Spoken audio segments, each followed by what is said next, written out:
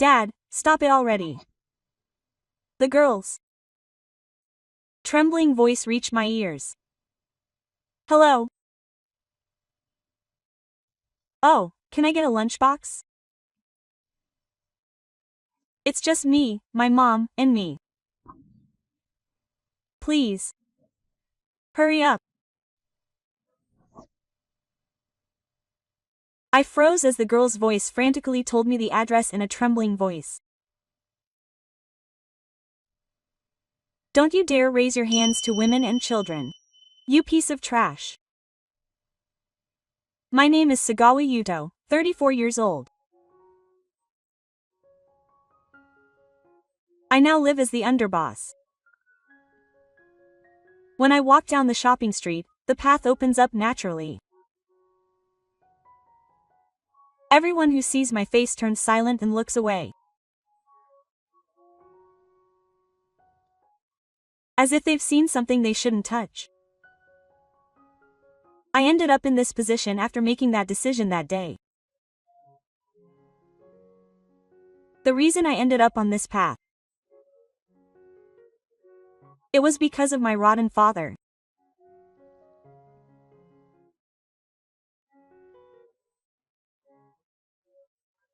He put on a good face in front of others, but when he got home, he would beat my mother, treat her like slaves, and look down on me and my sister as if they were bugs.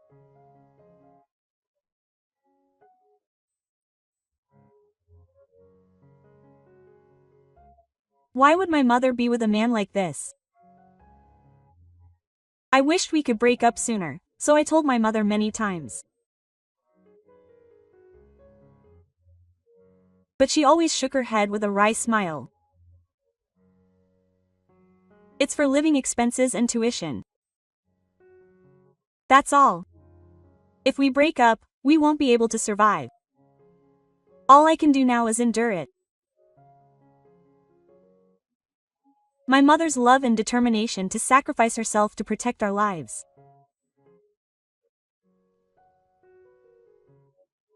As a middle school student, I couldn't understand any of this. I just rebelled against my father, got irritated by my mother who just endured everything, and was angry at myself for not being able to do anything, all the while running away from the shitty reality. I didn't go to class and just wandered around playing every day. After being persuaded by my mother and sister, I reluctantly went on to high school, but of course it was a technical high school with a low average score. There were a lot of people there who were just like me. Hanging out with them, I became more and more eccentric. I just didn't want to be like my damn father. I think that was the only thing holding me back.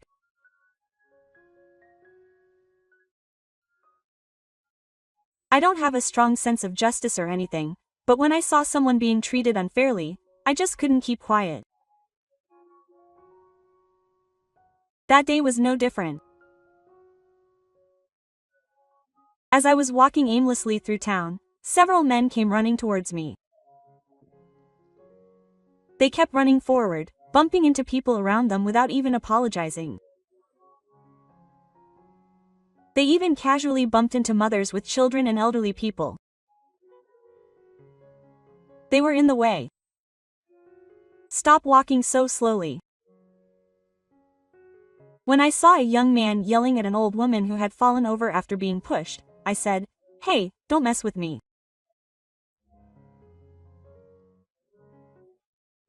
It's your fault that you fell, so apologize.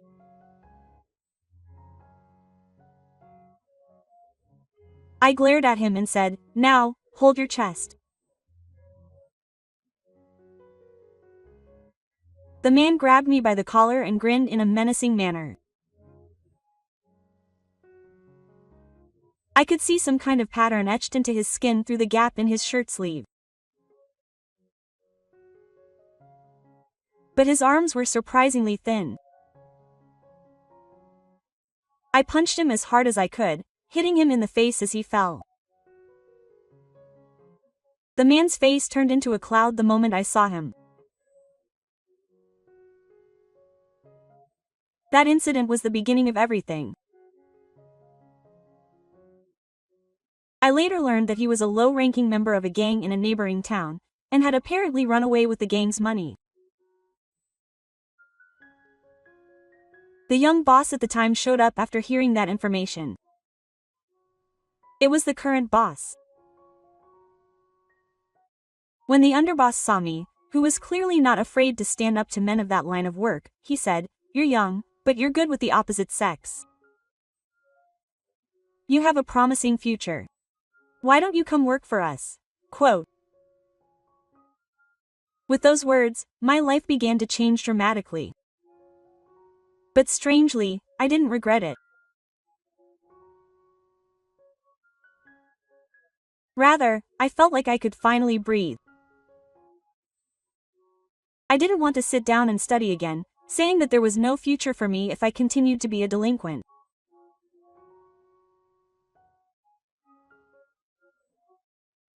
So I decided to live my life this way. I decided to live my life my own way. That's what I thought. I went straight to the office and the underboss listened to my story. "I see. Leave it to me. I'll give you enough money to make sure your mother and sister don't have any trouble." Really? Yes. So you're going to cut ties with that damn father. After hearing my story, the boss immediately prepared more money than I needed. Of course, my mother and sister were surprised and opposed it when they learned the situation. But I had already made up my mind. I will never cause them any trouble. Please accept this money and start a new life. With those words, I left the money behind, almost forcibly, and left the house. And so I quit high school, and with the resolve never to return home again, I moved into the gang and set out on the real path. I prayed that my mother and sister would live happily ever after. A few years from now, I would become the underboss. Good work, big brother. The young man who opened the car door straightened his back and bowed to me. I only nodded my head in return. That's what it means to have a relationship where you don't have to say a word. Among them, Ryohei, who was 5 years younger than me, had absolute trust in me. He was a cute guy who always followed behind me with a look on his face that said whatever his big brother said was always right. "Oh, we're not a bento shop." "Yeah. No, that's why we don't sell fried chicken bento. Are you listening, young lady?" One day, Ryohei, looking troubled, was talking patiently to the other person on the phone at the office, his shoulders heaving. "I'm going to make another mistake. I might as well put it on the sign. We do both yakuza and bento." The two soldiers hold their hands and look at me in a low voice, joking. It's been happening a lot lately. No mistake. Fire, I'll talk. I take the tree from the two soldiers and put it to my ear. Then, for some reason, a woman's scream and a loud noise can be heard from the other side of the tree. And then, "Dad, stop it already." The trembling voice of a girl jumps into my ear. "Hello. Oh, can I have a lunchbox? Fried chicken. It's just Dad, Mom, and me. Please. Hurry up." I freeze as the girl's voice desperately tells me the address in a trembling voice. The pain and fear hidden behind the voice is painfully palpable. It's not an order for a lunchbox. It's a cry for help, as if her life is about to break. Roger that. 3 servings of fried chicken. I'll be right there. I'll be there in 5 minutes, so can you wait?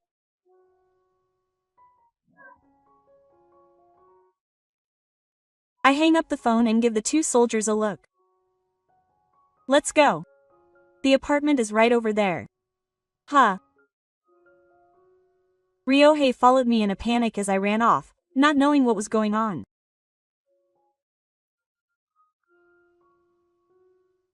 Brother. How wide-eyed is Karage? Are you stupid? It's a girl's SOS. Let's go help her. Saying that, I ran out of the office and ran into an old apartment building just around the corner. My body moved on its own before I could think. I didn't need a reason. The moment I heard that voice, I couldn't stop. A warm feeling slowly rose in my chest as I ran up the rusty stairs, skipping 2 steps at a time. Those moments when I silently watched my mother's shivering back as a child. The regret of wanting to help but not being able to do anything. The memory of that night is still burned into my brain. It said 202, right? Okay. This is it. Without even having time to catch my breath, I stood in front of the door, and from inside I could hear a man yelling and the dull sound of something hitting something. I didn't even knock, but I turned the doorknob with all my might, but it was locked and I couldn't open it. Get out! After confirming that both soldiers hurriedly moved out of the way, I kicked the door without hesitation. With a loud bang, the door of Jupiter opened distortingly.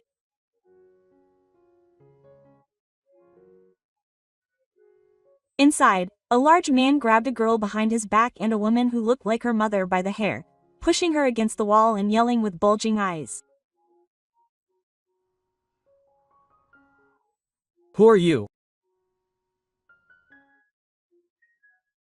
Before the man could finish his sentence, my fist slammed into his face. With a dull thud, he fell to the floor. Don't raise your hands against women and children, you scum. I pinned the man's arm behind his back and stomped on it with my foot. Are you okay?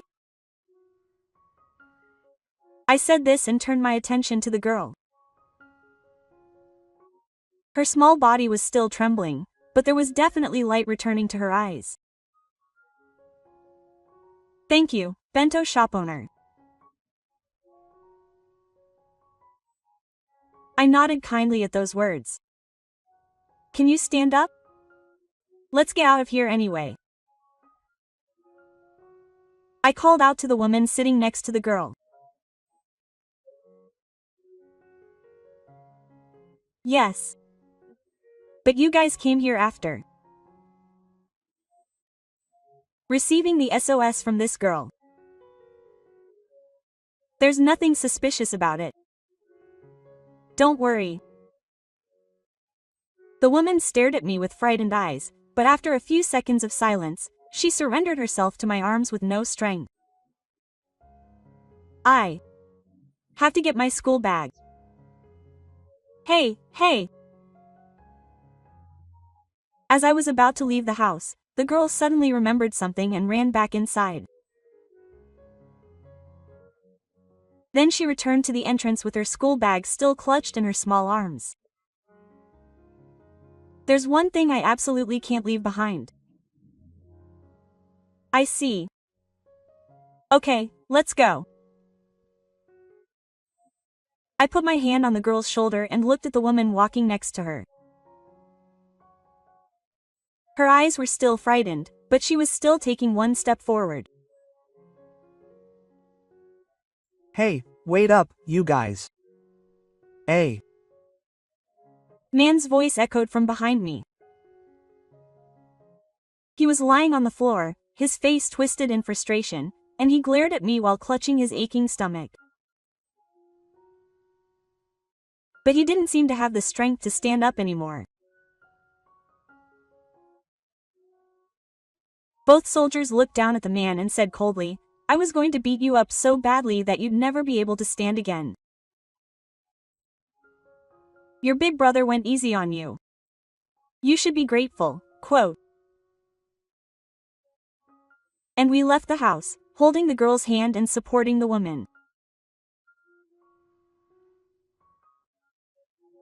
"Thank you so much for helping me," the woman muttered softly while clinging to my arm. Her breathing was still shallow. Her body was covered in blue and scratches. "It's okay if you calm down. If you get hurt, can you tell me what happened?" The woman looked at me for a moment, as if she was confused.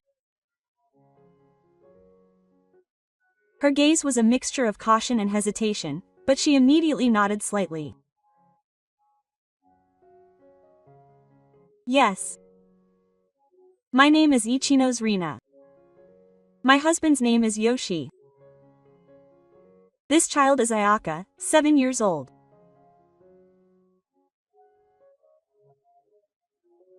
Her husband was kind when they first got married, but after a while he became violent, and Rina held her trembling hands tightly in her lap and continued speaking with her eyes downcast.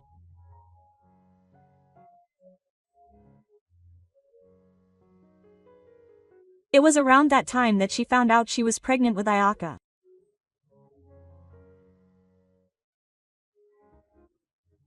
When she was born, her husband was happy and doted on her, but recently he has started hitting Ayaka too.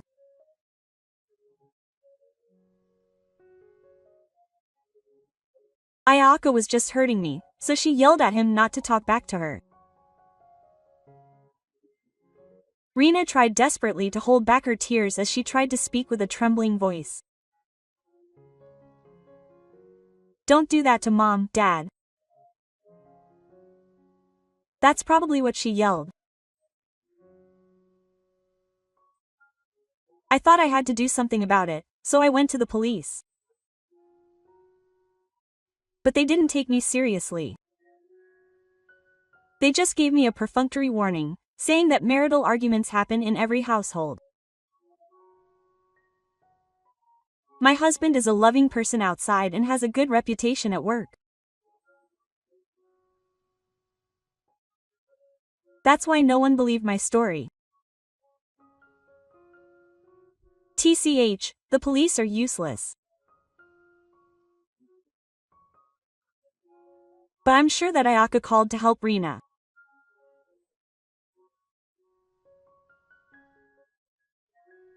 Rina looked up at my words.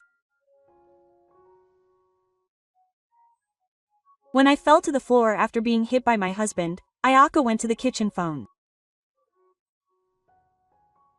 My husband was yelling as usual, saying that he was hungry and wanted to order a lunchbox.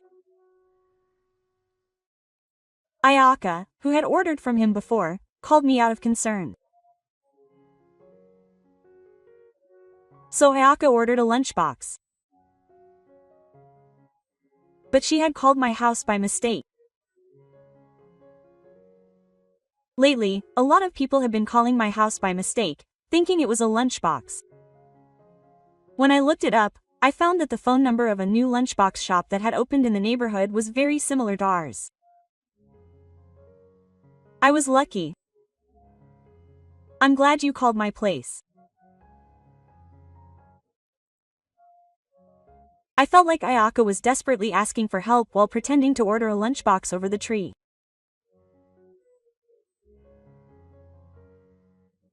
Wasn't your brother a lunchbox shop? Then how about fried chicken? The baby, who had been listening to our conversation, looked at me with wide eyes. Sorry. You guys aren't a lunchbox shop. Oh, I'm hungry. A cute gurgling sound echoed from Ayaka's stomach. Oh no, it's too early. Now that you mention it, I haven't eaten anything since this morning. I'm sorry. My heart tightened at the look on Reina's face as she apologetically stroked the baby's head. Okay, you can come to my place. Look, it's right over there. I'm a person who has strayed from the path of humanity. It's not my style to help people. But I didn't hesitate at that time. The only safe place I could think of was this office. Reina was taken aback by the strange atmosphere that seemed so strange from her appearance, but after a moment of silence, she seemed to have made up her mind and slowly stepped inside, grasping Ayaka's hand. When she explained the situation to the boss, he looked surprised, but surprisingly, that was like you. Do whatever you want, he said, readily giving her permission. Hello. At first, the gang members were taken aback by the baby's innocent smile and affectionate expressions, but gradually they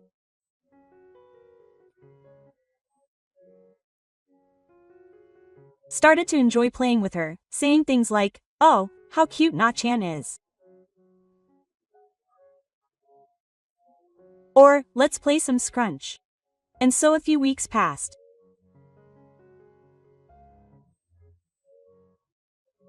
All the gang members worked together to make sure that Reina, who had left home as a tree, could live comfortably and with peace of mind.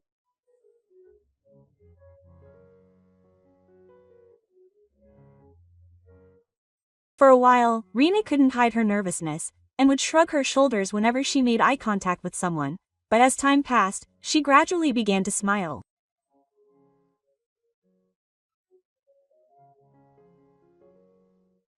As for Ayaka, she started going to a nearby elementary school. She put on her school bag and said, "I'm leaving," at the gang's entrance. The way she waved her hand was just like any other ordinary child. I was surprised that my heart could be so warmed as I watched her back go.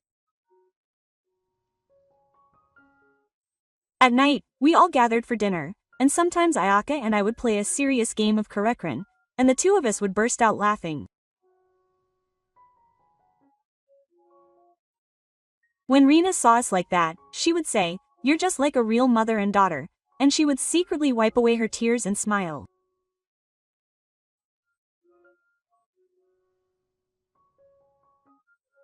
How loving those days were. I strongly wish that days like these could continue. But the happier times are the more fragile they are. Reina's ex-husband had started to make his move. He must have hired a detective. Someone was sitting in the car, watching her coming and going from the office. Ryohei was the first to notice the change. "Your sister and the child are being targeted." He told me that with a serious face, and I finally made up my mind. A few days later, the office received a phone call. Reina, who was nearby, answered it. I noticed that her hands were starting to shake slightly while she was on the phone.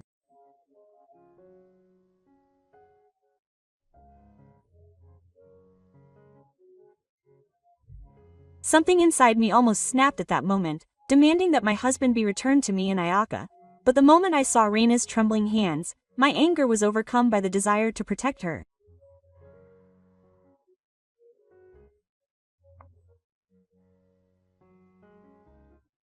I gently placed my hand on Reina's shoulder. I'll take legal action. I'll do something about it. But I'm a member of the gang. I can't talk to the police directly. That's why I decided to leave the gang. I stood before the boss, bowed my head, and told him everything. Please let me leave. I want to protect what the Yakuza can't protect. After listening to my words in silence, the boss said just one word. I see. Then don't come back. You can do it.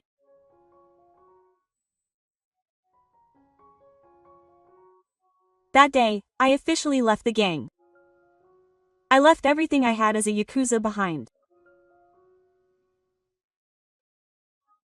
I felt bad for repaying a favor with ingratitude, but I was so grateful to the boss for forgiving me.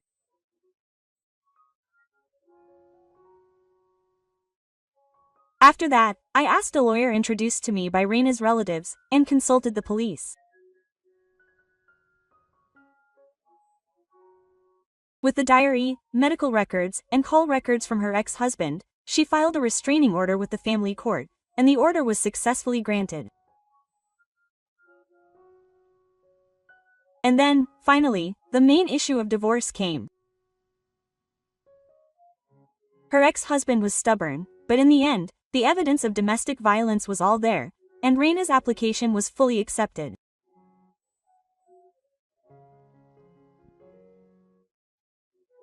Discussion didn't resolve the issue, and in the end, the divorce was finalized by the family court.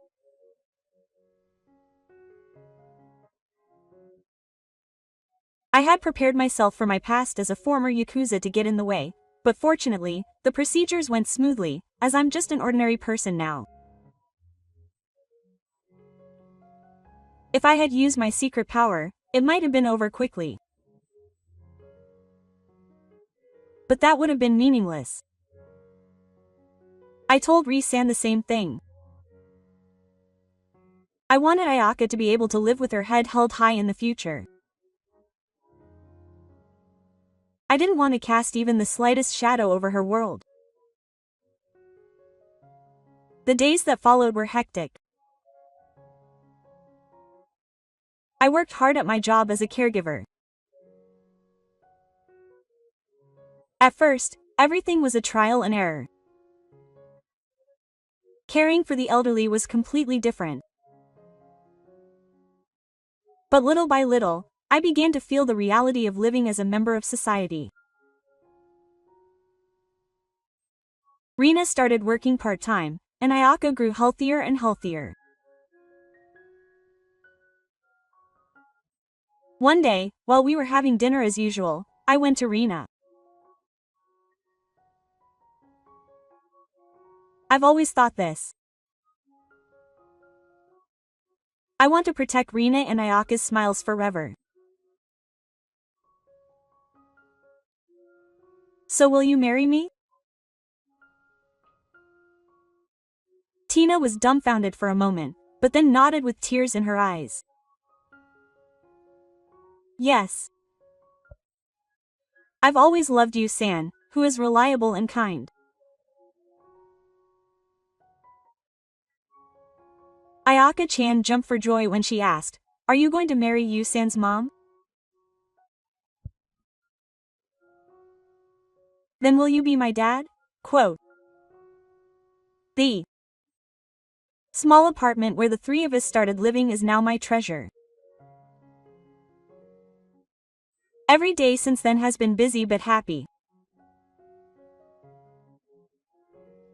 Then one day, I contacted my mother and sister, whom I hadn't seen for a long time. It took courage to say it, but Rina and Ayaka's presence gave me the push I needed. I'm home. When I said that, my mother hugged me with tears in her eyes. My sister smiled and said, "Welcome home." She patted my back and said, "You look so kind." I have no intention of living in hiding anymore. I will live proudly and proudly, with my head held high. With Rina and Ayaka, and the new family that will be born in the future. In the past, dreams were just a faint thought. But now I can say with pride that our future is definitely bright.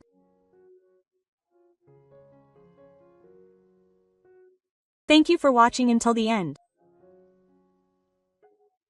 If you enjoyed it, please subscribe to the channel. See you in the next video.